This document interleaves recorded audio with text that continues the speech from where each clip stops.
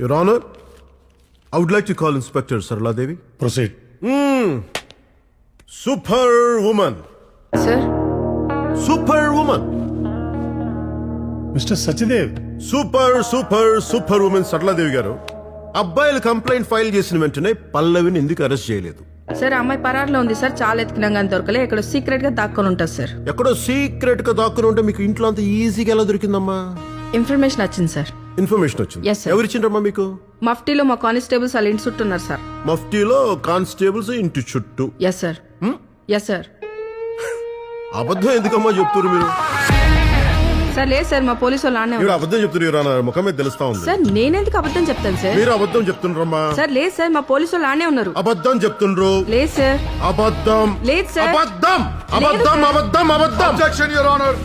Defence council గారు ఇలా మాటలతో ఇన్స్పెక్టర్ ని భయపెట్టకుండా తను చెప్తుంది అబద్ధమని ప్రూవ్ చేయమని చెప్పండి కోర్టులో. చేద్దాం నందాజీ, తప్పకుండా చేద్దాం. పాయింట్ పట్టుకుని స్ట్రైట్ గా లాగుదాం నందాజీ. తమరి పెర్ఫార్మెన్స్ అవి కూర్చోండి. ఈ రిపోర్ట్ రాసిన తమరేనమ్మా? హా సార్, నేనే రాసిన. ఆ రోజు మీరు డ్యూటీలో లేకుండే కదా, అల్వాల్లో ఉన్న మీ బంధువులు పెళ్లికి పోయారంట కదా, ఇది మీరే కదమ్మా? Yes sir. ఈ చమక్ చమక్ డైమండ్ నెక్లెస్ కూడా మంచిగా.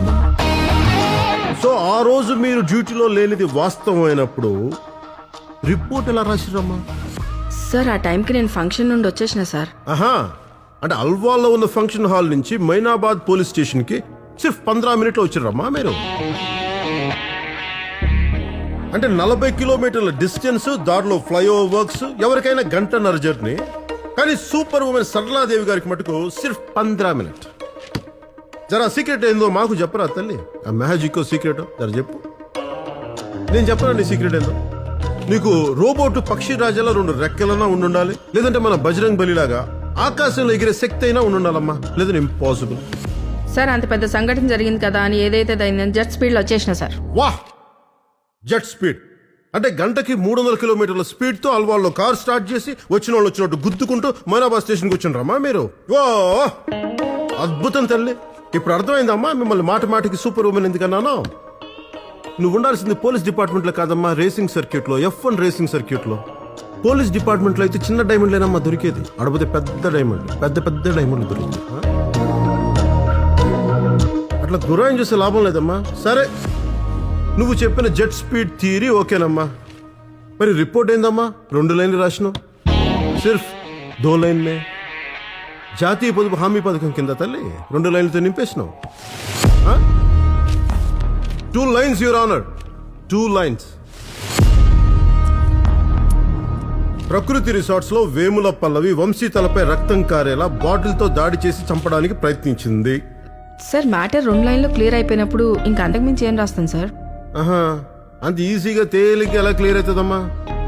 పల్లవి ఇంటి పేరుతో సహా రాసి వంశీ ఇంటి పేరు ఎందుకు రాయలేదు అంటే ఏంటి? మీకు వంశీకి ఏమైనా చనువు ఉందా? మధ్యలో ఫ్రెండ్షిప్ ఉందా? ఏముంది మీ ఇద్దరి మధ్య పేర్లు రాయకుండా ఉండటానికి?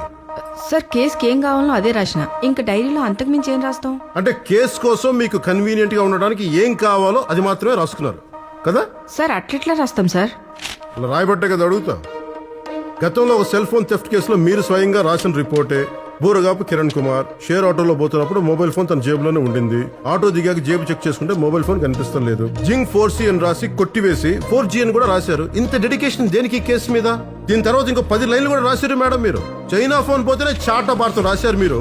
ఇంత పెద్ద కేసులో, ఇంత పెద్ద ఇష్యూలో 2 లైన్ల ఎందుకు? ఎందుకంటే ఆ డేట్ కి కంప్లైంట్ డైరీలో రాయాల్సిన పేజీలో ఇంతే స్పేస్ ఉండింది కనుక.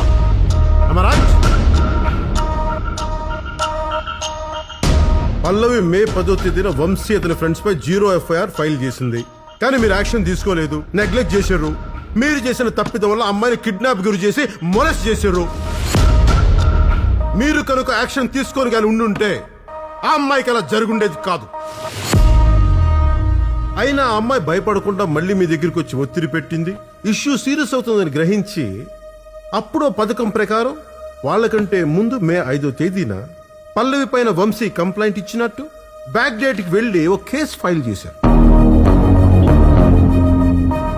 యువర్ ఆనర్, ఒకవేళ ఇన్సిడెంట్ జరిగిన వెంటనే వంశీ కంప్లైంట్ ఇచ్చి ఉంటే 5 డేస్ తర్వాత పల్లవి స్టేషన్ కి వెళ్లి కంప్లైంట్ ఇచ్చింది. అప్పుడెందుకు పోలీసులు పల్లవిని అరెస్ట్ చేయలేదు? ఎందుకు అరెస్ట్ చేయలేదు? ఎందుకంటే అప్పటికి వంశీ ఇంకా కంప్లైంట్ చేయలేదు. నా క్లయింట్ పల్లవి రిపోర్ట్ చేసిన తర్వాతే వంశీని సేవ్ చేయడానికి అప్పటికప్పుడు బ్యాక్ డేట్ కి వెళ్లి ఓ తప్పుడు ఎఫ్ఐఆర్ ఫైల్ చేశారు యువర్ ఆనర్. వీళ్ళంతా కలిపి ఒక అమాయకురాలి మీద తప్పుడు ఎఫ్ఐఆర్ ఫైల్ చేశారు యువర్ ఆనర్.